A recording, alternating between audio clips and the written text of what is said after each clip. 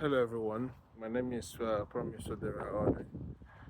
Um, okay, so today I want to talk about implementation.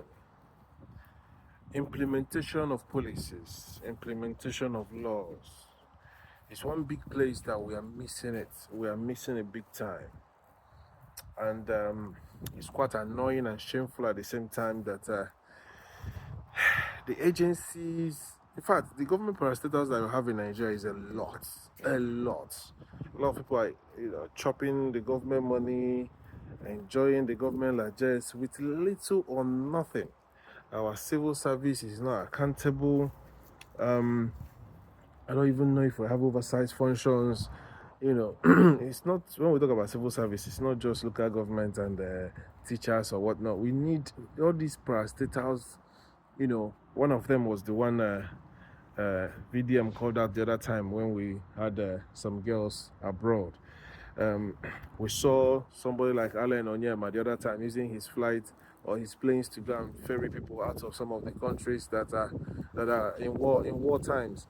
So most of these agencies, although when you speak to them, they will tell you it's issue related to funding.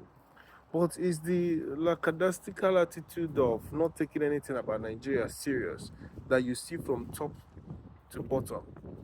You know, um, using that word, top to bottom, anyway. But what am I trying to say in essence? If, and I really want to use this minute to sort of appreciate people like Nigerian metrics, Nigerian, is it 30 facts or 30 cents? I can't remember now. Those few statistics and data companies in Nigeria that at least have been drilling down into some of these investigations, getting some of these figures out to the public. Although when we come out in the public and see some of these figures, like the one that the senator said they are using 200 million for one street light, yeah, you would expect ordinarily these are things that EFCC, ICPC is supposed to investigate themselves, right? And then action, either by prosecution or at least trying to recover the funds. Whoever is involved, even if it's Senator Babio himself. But these people, when they see politicians, they turn their face like this. I saw that EFCC boss recently said that they want to start asking people their sources of income. You want to ask people about the sources of their income. Start with the politicians that are coming to vie for election. Ask them their sources of income. Yes. If Tinubu has a verifiable source of income to amass the kind of wealth, to look at what Dele Momodu said about Wike, what was Wike's source of income or sources of income before coming into governance? You want to start asking everybody their sources of income. It's just a nonsense. I don't know how they will see things that need attention. They will leave those things and try to make a small screen and act as if they are working. EFCC is not working. And it's quite painful that a pastor is in charge of that agency. Because you cannot tell me that with all this information that have been highlighted by Nigerian Metric, by some of these newspapers, by some of these investigative journalists, and release some of these figures, they will still pass that bill. They will still pass it into law. So what is the point of you see, there's some stories that once you manage to bring it into the limelight, once you manage to disclose it, whether it is in America, whether it is in the UK, action will be taken. Nigeria, and that's why they keep doing whatever they are doing, because there's no consequence.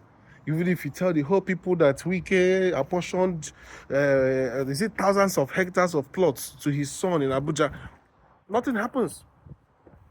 Nothing happens. 1 minute they are denying it, the next minute they are going ahead with it, and the next thing you hear is that they've arrested somebody. Who did they arrest? Somebody that was a whistleblower. Where is that whistleblower law that you guys said you are going to protect people that do whistleblowing? How do we run a country like this? The problem is that the more you are talking, and I want Nigeria to keep up this energy. You guys have to keep up this energy. See, social media is very powerful. I like this Mama P. Mama P is giving me joy. Her energy is on 100. Mama P, I beg, continue. Auntie Aisha done the rest more. Let us continue this energy. Let all of us be talking. Let all of us be talking. Now your destiny, now your money, now your future. Now your future. Now where people just they criticize Buhari's death. Now federal government go remember say they have federal medical centers across the country that they want to go and equip. Wickedness. Ask anybody that is close to government when they want to, what do you call it, get a contract. First of all, the same people that are supposed to give you the contract will tell you that you have to pay the money. The corruption is blazing. The corruption is in your face. They don't care. Then how do you expect me, a normal citizen, what do you expect me to do? I don't have ammunition. I cannot enforce anything. So the biggest problem that we have in Nigeria is implementation. Whether it is implementation of laws or implementation of policies or implementation of, what do you call it, oversight. Do you understand? Our police is corrupt, army corrupt, EFCC corrupt. How many states now do we have that are run by pastors or clergymen? Akwa Ibom is a pastor. Benue, Reverend, have that solved anything? EFCC boss, pastor, have that solved anything? What is innate in us as Nigerians that makes us so corrupt that we will see white and we are calling it black? Even Reno claims he's a pastor. I don't understand. Look at the video that VDM did against him, saying that his brother did Keneko. I don't even want to go into that. We are in a place whereby when I think about Nigeria, I don't know what is the solution. I don't know what is the solution. I have to be honest with you. I don't know what is the solution. Is it the whole Nigerian police force, the whole EFCC, even the whole DSS? DSS is saying they are going to build. What did they say again? They are going to build. Is this school that they went to build or build a mosque? I can't remember what they built again. You guys know the list that was released by UAE. Another country has done the job for you, gathered intelligence and told you, look at these people, nothing has been done. You are holding Nnamdi Kanu. As in, make it make sense. Do this a civilian, no military background. Nnamdi Kanu is a civilian. So what exactly are you doing with the real culprits, people who are pushing this money, giving these guys ammunition to have drones, have powerful equipment to be terrorizing the whole country, up to the center, up to the capital? Implementation is our problem. Implementation, top down, both military, EFCC, ICPC, all of them, they will see people they're supposed to go after, they will turn out there. What are you doing with 200 trillion? Where is Abba Kyari? America asked for him to be extradited. Where is Abba Kyari? Where is Melek Kyari? 200 trillion, he's exonerated. Are we kidding? We all know the truth. We all know some people are protected because they know the president and have him on speed dial. Rubbish.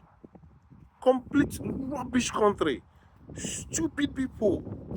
How on earth would you have the morality to go after Yahoo boys with all this criminality? Most people that are even in the federal government have cases in America. You want to go and ask one people where is what of the source of their income? Why not start by, first of all, there's so many things that need to change with this constitutional review. And I'm using this opportunity to call on any intelligent, well-meaning, intellectual, obedient. If you're a Nigerian youth, you get sense. Especially those of you that went into legal studies. Some of you that are lawyers, some of you that are legal luminaries or whatever. Please, this is the time to get involved. They have disclosed the locations where they're doing the constitutional review. What do we need in our constitution? Number one, we saw the clerk of National Assembly the other day saying all the rubbish, all the abominations happening in that place. They don't even know what they are writing. They don't even read reports. They don't even go there. They just collect bribe. And oh my God, that woman revealed a lot. God bless that woman for speaking. God bless that woman for speaking. First of all, if for you to be a secretary, or say, for example, secretary to the government or secretary, whatever, permanent secretary, you have to have a PhD. You have to be a doctor. Exactly that's supposed to be the requirement of being a president of Nigeria. The number one office. You cannot make it a school start affair. You cannot make it a military rule affair. No, they must have degrees. That's what the UK does. If you're not intelligent, if you don't go to Ivy rules, you cannot. Ivy schools, you cannot be the prime minister of UK. If you're not a wealth creator, you cannot be You cannot be anything in America. You have to be a wealth creator. Between Peter Obi and Tinubu, who is the wealth creator? Peter Obi told you that while he was governor, he never stole. He stopped his wife from the office of deputy governor. Closed it. Said people did not elect you. He didn't need that money. The wife didn't need the money. What did Wike say about Amechi's wife? 4 billion a month. Calculate 4 billion a month times 8 years. Jesus Christ.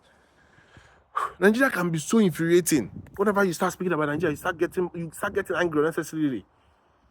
Tinubu, the whole family is in politics. The whole entire family, politics, daughter, politics, wife, politics, son, politics, everybody, politics. Wike now is bringing his own son. Have you ever seen Peter Obi's children in politics? That's what you call a wealth creator. Man made money. Since the election finished, he has not run away to Dubai. He has not run away to anywhere. He did Nigeria, still they canvas. They dash people 20 million, 10 million, 50 million. That is what you call a wealth creator. Money day. Money day. We need a wealth creator in Nigeria. When you talk about Anambra State, you talk about the real millionaires.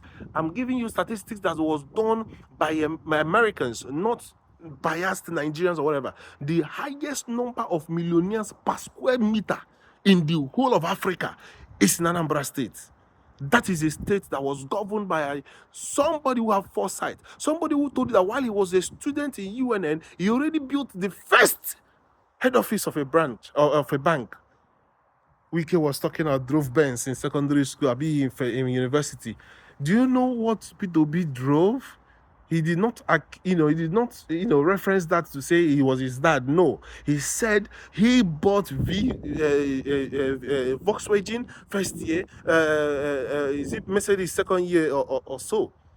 Lived in his own house. That's a wealth creator, a visionary, somebody who knows what he's doing.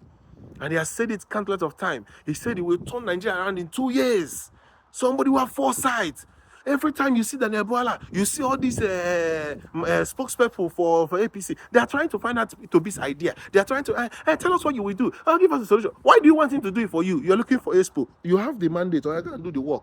You've been standing on the useless mandate. Go and do the work. Show you get sense. Tinubu is a genius. If you squeeze his brain, the water that is dropping on it is more involved. Peter B is a fool. Go and create the wealth.